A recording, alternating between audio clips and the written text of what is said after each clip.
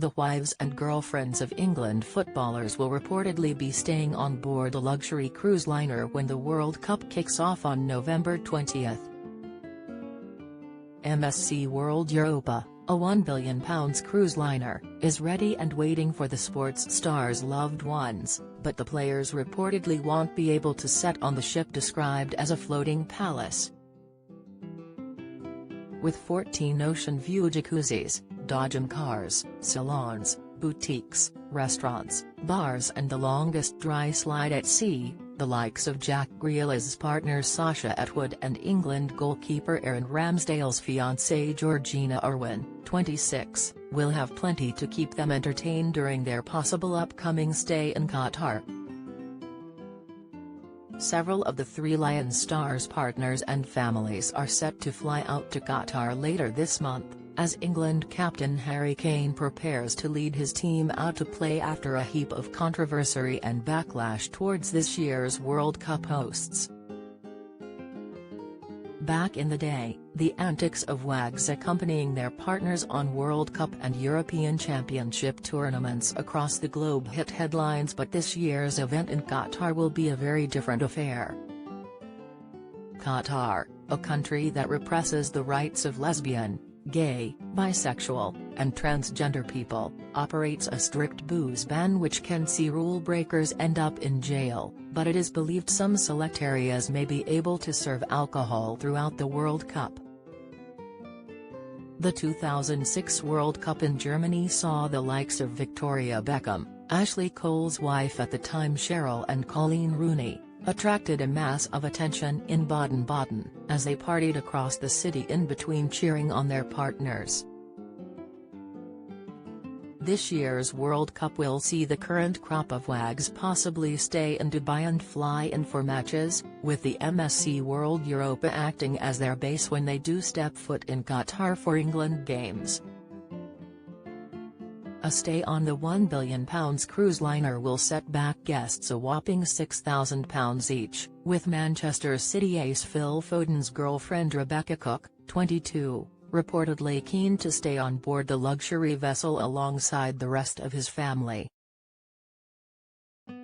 Harry Maguire's wife Fern, 27, is also apparently expected to fly out to the Middle East to cheer on the Manchester United captain as he and his England teammates hope to follow on from their successful Euro 2020 campaign, which saw them miss out on lifting a trophy after a tense final. The boat is an amazing place to stay. It is like a floating palace, which is why many of the players' wives and families quickly snapped up packages that the Football Association arranged, a source has told The Sun ahead of the World Cup later this month.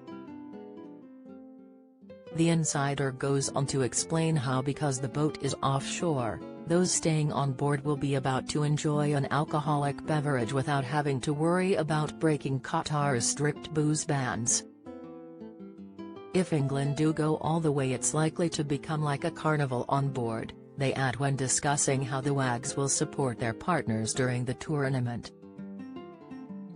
One of the biggest appeals of the luxury cruise liner, especially for children, is an incredible 11-deck high slide called the Venom Drop. The MSC World Europa also boasts water slides and a sportplex zone that will offer basketball, bumper cars and even a roller disco rink. Over recent years, a lot has changed since the lives of footballers' wives attracted so much attention and fascination throughout national tournaments, with many feeling how the treatment of women married to footballers in the OOs was riddled with sexism and misogyny. Current England boss Gareth Southgate has banned the national team's wives and girlfriends from starring in a fly-on-the-wall World Cup documentary, and the Three Lions manager reportedly won't even use the term WAG, as he believes it is disrespectful.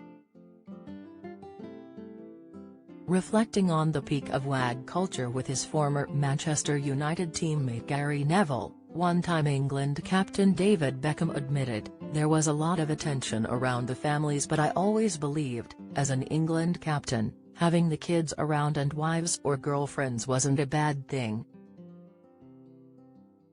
But looking back, That whole culture, there was a lot of attention, and whether people behaved themselves in the right manner, I don't know. Even Victoria, she is the first to say when she looks back, what was I doing? What was I wearing? Why would I do that? I think it went a bit too far. There was more spoken about the WAGS than the football. At that time, for the players, you want to focus on the tournament rather than anything else, he continued on the Overlap podcast. I do think it went too far, but I do believe having them there at the right time is a good thing. Do you have a story to sell?